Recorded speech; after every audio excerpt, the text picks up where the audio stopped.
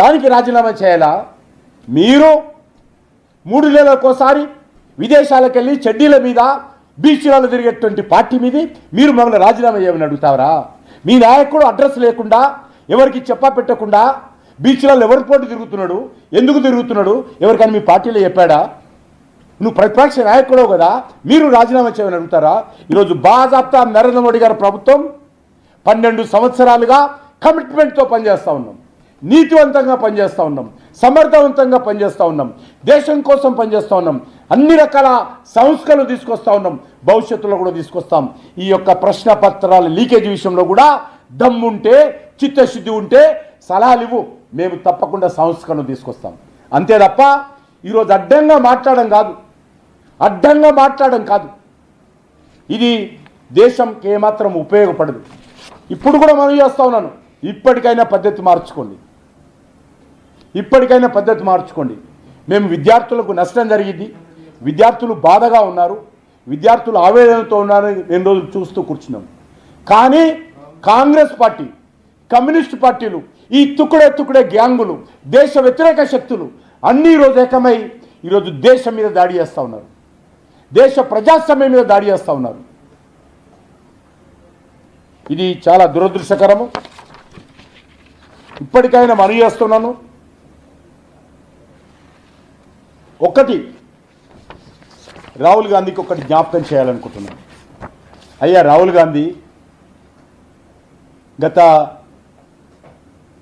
2023లో మీరు తెలంగాణలో ఎన్నికలప్పుడు తిరుగుతూ ఏమేమి హామీలు ఇచ్చారయ్యా? అయ్యా రేవంత్ రెడ్డి గారు, మీరు ఏమేమి హామీలు ఇచ్చారు? ఏదైనా హామీ అమలు చేశారా?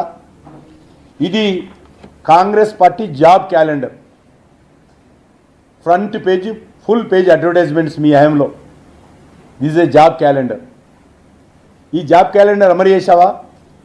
2024 లోపల మొదటి ఏడాది మొత్తం 2 లక్షల ఉద్యోగాలు నియామకం చేస్తామని ఏ డేట్లో, ఎప్పుడెప్పుడు నోటిఫికేషన్ వస్తుంది, భర్తీ పూర్తి చేస్తామని అన్నీ డిక్లేర్ చేశారు మీరు ఎలక్షన్స్ ముందు.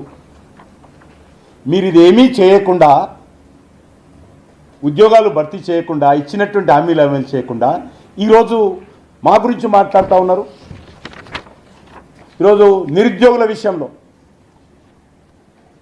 అశోక్ నగర్ లైబ్రరీ రేవంత్ రెడ్డికి అడ్రస్ ఉంది, జ్ఞాపకం ఉందా?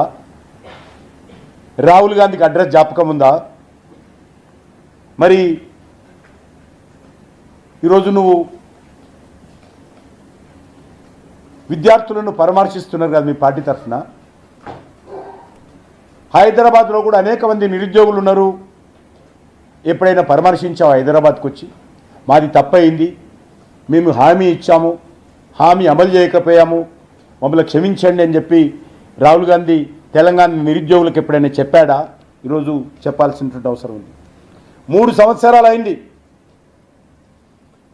తెలంగాణ యువత రాహుల్ గాంధీ, రేవంత్ రెడ్డి మాయ మాటలకు నమ్మి ఓటేస్తే వాళ్ళకు వెన్నుపోటు పడిచిన చరిత్ర, నిరుద్యోగులకు వెన్నుపోటు పడిచిన చరిత్ర కాంగ్రెస్ పార్టీది.